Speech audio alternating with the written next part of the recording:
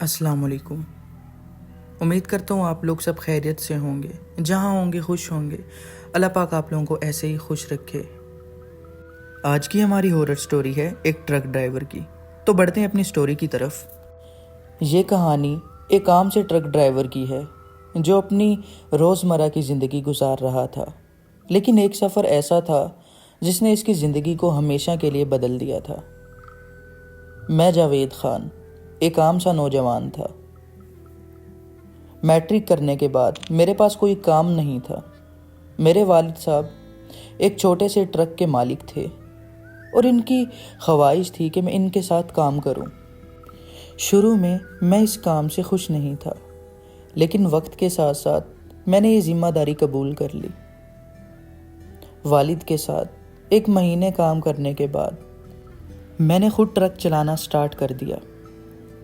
پہلا سفر وہ تھا جب میں نے اپنے گاؤں سے قریب شہر تک اناج پہنچایا۔ سفر لمبا نہیں تھا، لیکن اس نے مجھے سکھایا کہ یہ کام کتنا مشکل ہو سکتا ہے۔ کچھ سال کے تجربے کے بعد مجھے ایک بڑی کمپنی سے سامان لوڈ کرنے کا کام ملا۔ یہ سفر کئی دنوں پر محیط تھا اور یہ پہلا واقعہ تھا جب میں نے اپنے والد کے بغیر اکیلا ٹرک چلایا۔ میں نے ضروری سامان، کھانے پینے کا بندوبست اور ایک بیٹری سے چلنے والی ٹارچ اپنے ساتھ رکھی۔ یہ رات کا وقت تھا اور مجھے دوسرے شہر سے سفر کرنا تھا۔ رات کے وقت سفر کرنا میرے لیے نیا نہیں تھا، لیکن اس رات کی تاریکی کچھ عجیب تھی۔ ہوا میں ایک عجیب سی خاموشی تھی اور راستہ غیر معمولی طور پر سنسان تھا۔ میں نے ٹرک کے ریڈیو کو چلانے کی کوشش کی تاکہ تھوڑی دیر میرا دل بہل جائے، لیکن ریڈیو سے صرف شور آ رہا تھا۔ میں نے اسے بند کر دیا اور اپنی توجہ سڑک پر مرکوز رکھی۔ اچانک سڑک کے کنارے مجھے ایک سایہ نظر آیا۔ میں نے سوچا شاید کوئی مسافر ہوگا، لیکن جیسے ہی میں قریب پہنچا وہ سایہ غائب ہو گیا۔ راستہ پہاڑی تھا اور ایک جگہ پر ٹرک کو روک کر پانی پینے کے لیے نیچے اترا۔ جیسے ہی میں نے پانی پیا، مجھے محسوس ہوا کہ کوئی میرے ٹرک کے پیچھے کھڑا ہے۔ میں نے پلٹ کر دیکھا، لیکن وہاں کوئی نہیں تھا۔ رات کے 2 بجے کے قریب میں ایک ایسے علاقے سے گزرا جو جنگل سے گھرا ہوا تھا۔ یہ علاقہ مکمل طور پہ ویران تھا۔ اچانک میرے ٹرک کی ہیڈ لائٹس بند ہو گئی۔ میں نے اسے دوبارہ چلانے کی کوشش کی اور وہ کچھ لمحے کے بعد واپس روشن ہو گئی، لیکن جیسے ہی روشنی آئی میں نے سڑک کے بیچ ایک عورت کو کھڑے دیکھا۔ میں نے فوری بریک لگائی۔ عورت سفید لباس میں تھی اور اس کا چہرہ ڈھکا ہوا تھا۔ میں نے شیشے نیچے کر کے پوچھا، آپ یہاں کیا کر رہی ہیں؟ لیکن وہ خاموشی سے کھڑی رہی۔ میں نے گاڑی سے اتر کر اس کی طرف قدم بڑھائے، لیکن جیسے ہی میں قریب پہنچا وہ غائب ہو گئی۔ میں نے فوری ٹرک کی طرف بھاگنا شروع کیا اور ٹرک میں جا کے انجن سٹارٹ کرنے کی کوشش کی، لیکن وہ سٹارٹ نہیں ہوا۔ میری گھبراہٹ بڑھ رہی تھی۔ اچانک ٹرک کے اندر سے کسی کے کہکے کی آواز آئی۔ میں نے اپنی ٹارچ نکالی اور ٹرک کے اندر جھانکا۔ وہاں کوئی نہیں تھا، لیکن جیسے ہی میں نے ٹارچ بند کی مجھے ٹرک کے پیچھے کسی کے چلنے کی آواز آئی۔ میں نے ہمت کر کے پیچھے جا کر دیکھا، لیکن وہاں صرف سناٹا تھا۔ آخرکار ٹرک کا انجن سٹارٹ ہو گیا۔ میں نے وہاں سے نکلنے کی کوشش کی، لیکن جیسے ہی میں سڑک پر آگے بڑھا میرے پیچھے سے کسی نے میرا نام پکارا۔ آواز اتنی واضح تھی کہ میں نے فوری بریک لگا دی۔ جب میں نے پیچھے دیکھا تو مجھے وہی عورت نظر آئی، لیکن اس بار اس کا چہرہ ظاہر تھا اور وہ اتنا خوفناک تھا کہ میں چیخ کر بے ہوش ہو گیا۔ جب میں ہوش میں آیا تو میں ایک قریبی گاؤں کے لوگوں کے درمیان میں تھا۔ انہوں نے بتایا کہ یہ جگہ بدنام ہے اور یہاں کئی ڈرائیورز کے ساتھ ایسے واقعات پیش آتے رہتے ہیں۔ اس رات کے بعد میں نے ٹرک ڈرائیونگ چھوڑنے کا فیصلہ کیا۔ آج بھی وہ واقعہ میری زندگی کے سب سے خوفناک لمحات میں سے ایک ہے۔ تو یہ تھا ایک ٹرک ڈرائیور کا سچا واقعہ. اگر آپ لوگوں کو پسند آئے تو ضرور سے کمنٹ میں بتائیے گا. بڑھتے ہیں ایک اور سٹوری کی طرف.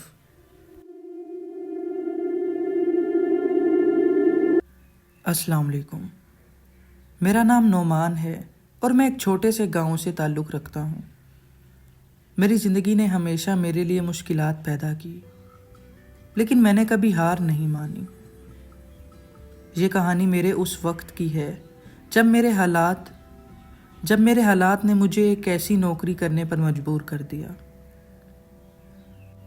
جس کے بارے میں سوچ کر بھی میری ریڑھ کی ہڈی میں ایک سرد لہر دوڑ جاتی ہے. یہ سب کچھ سال پہلے شروع ہوا. میرے والد سخت بیمار تھے اور گھر کے حالات انتہائی خراب تھے.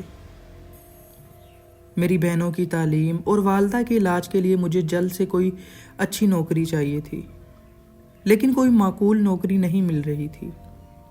پھر ایک دن ایک جاننے والے نے بتایا کہ قریبی شہر میں ایک مردہ خانہ میں اسسٹنٹ کی نوکری مل رہی ہے. تنخواہ اچھی تھی، لیکن کام لاشوں کے ساتھ. میں نے فوری ہاں کر دی کیونکہ مجھے پیسوں کی سخت ضرورت تھی. مردہ خانہ پہنچتے ہی میرے دل میں عجیب سا خوف تھا. ایک پرانی عمارت جس کے باہر گھنے درخت اور اندھیرا چھایا ہوا تھا. اندر داخل ہوتے ہی مجھے یوں محسوس ہوا جیسے یہاں کی ہوا بھی بھاری ہے. سینئر اسسٹنٹ، جنہیں سب بابا جان کہتے تھے، بابا جان نے مجھے کام سمجھایا. میری ذمہ داری تھی لاشوں کو رکھنا، نکالنا اور پوسٹ مارٹم روم کی صفائی کرنا. بابا جان نے ایک بات پر خاص زور دیا: نعمان، رات کے وقت مردہ خانہ میں زیادہ وقت مت گزارنا، اور اگر کچھ غیر معمولی محسوس ہو تو نظر انداز کرنا.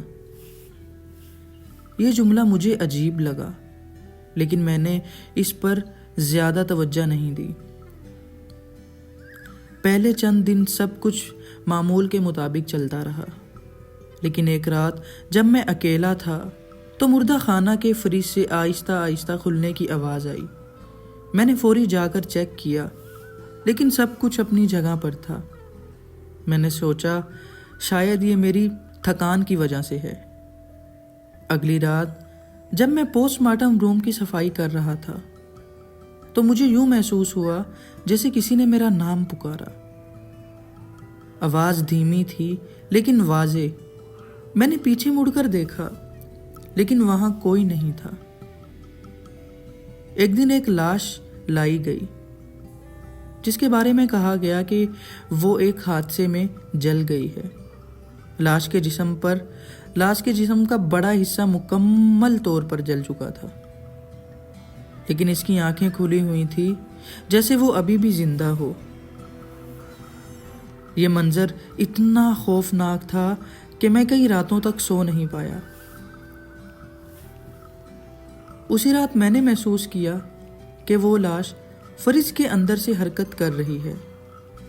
میں نے بابا جان کو بتایا، لیکن انہوں نے کہا یہ سب وہم ہے، مردہ لوگ کبھی حرکت نہیں کرتے.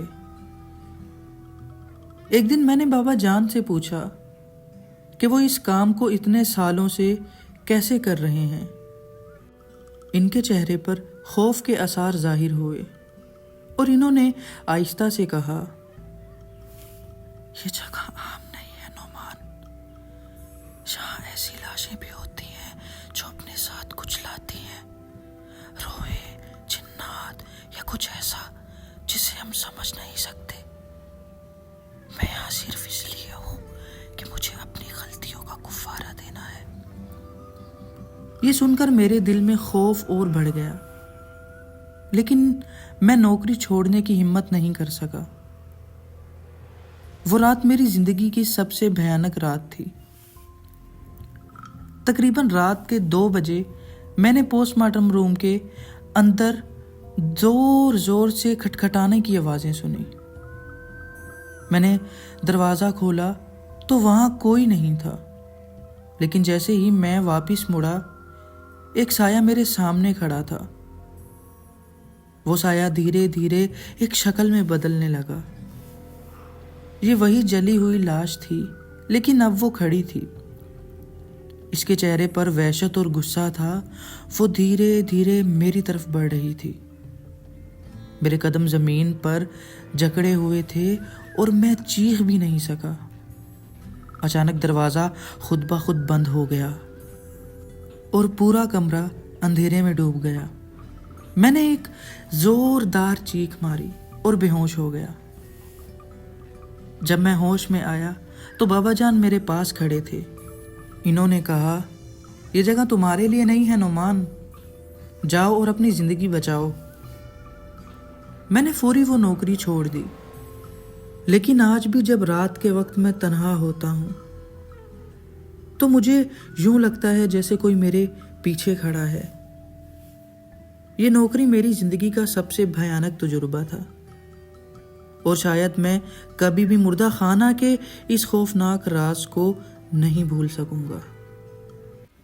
بڑھتے ہماری لاسٹ سٹوری کی طرف۔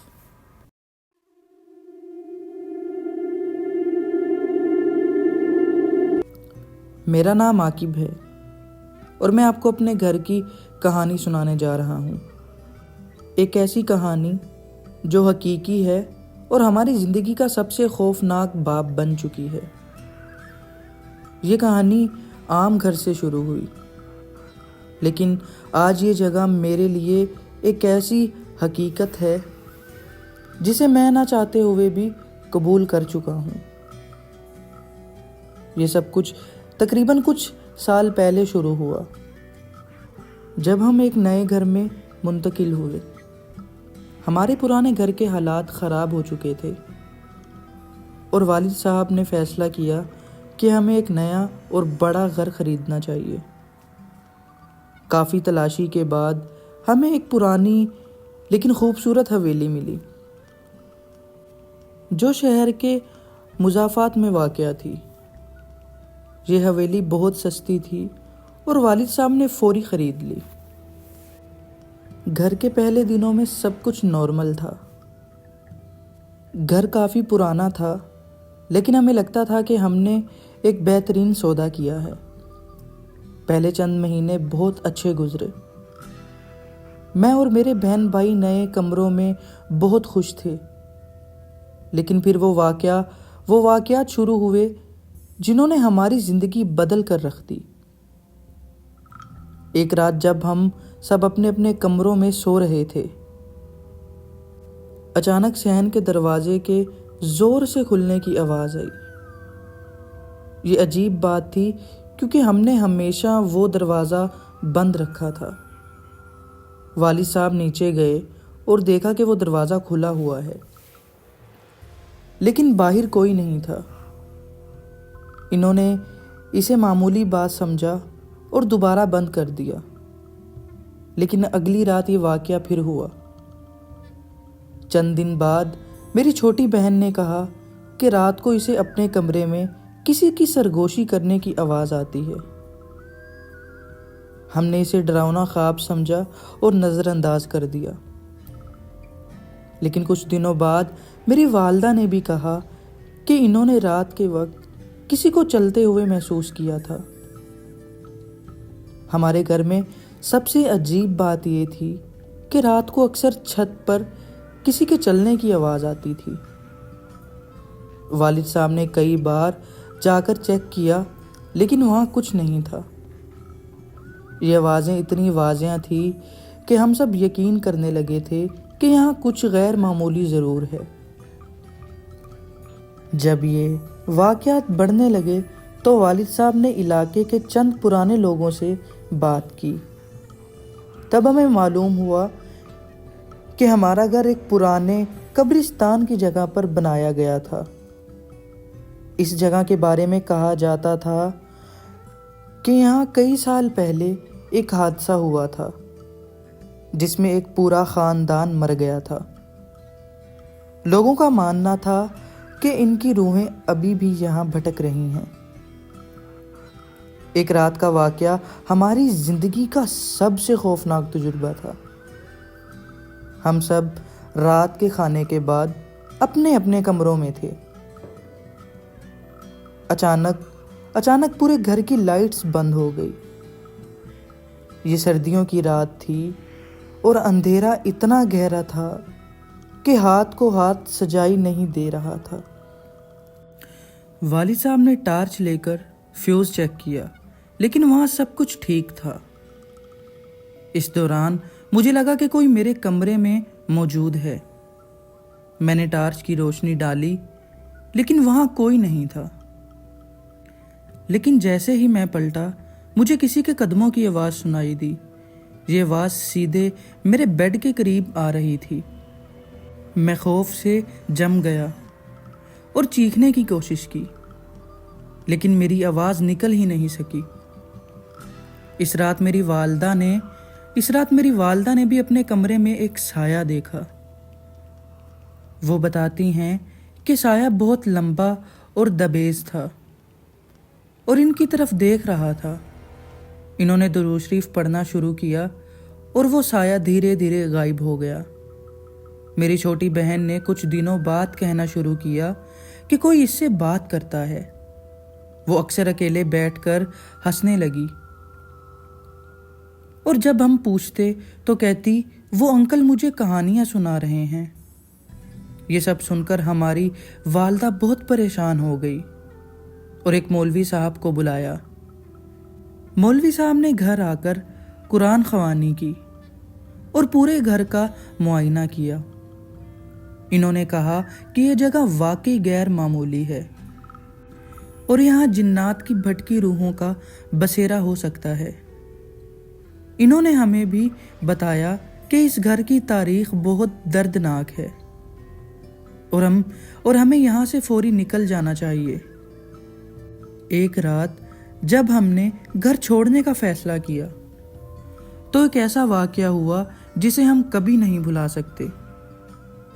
ہم اپنے سامان باندھ رہے تھے کہ اچانک پورے گھر میں زوردار چینخوں کی آوازیں گونجنے لگی۔ یہ آوازیں اتنی خوفناک تھی، ہم سب سہم گئے۔ ہم نے فوری سامان چھوڑا اور گھر سے باہر بھاگ نکلے۔ ہم نے وہ گھر چھوڑ دیا اور کبھی واپس نہیں گئے۔ آج بھی ہم اس گھر کے بارے میں بات کرتے ہیں تو ہمارے دل میں خوف پیدا ہو جاتا ہے۔ یہ واقعہ ہماری زندگی کا سب سے بھیانک حصہ بن چکا تھا اور شاید ہم اسے کبھی بھلا نہیں سکیں گے۔ یہ گھر ایک ایسی حقیقت تھا جو ہمیں یہ سکھا گیا کہ دنیا میں کچھ ایسی چیزیں بھی ہیں جنہیں ہم اپنی آنکھوں سے دیکھ نہیں سکتے، لیکن وہ موجود ہیں۔ تو آج کی ہماری یہی سٹوریز تھی۔ امید کرتا ہوں آپ لوگوں کو بہت پسند آئی ہوگی۔ پسند آئی ہے تو ضرور لائک اور کمنٹس میں ضرور بتا دیجیے گا۔ اللہ حافظ۔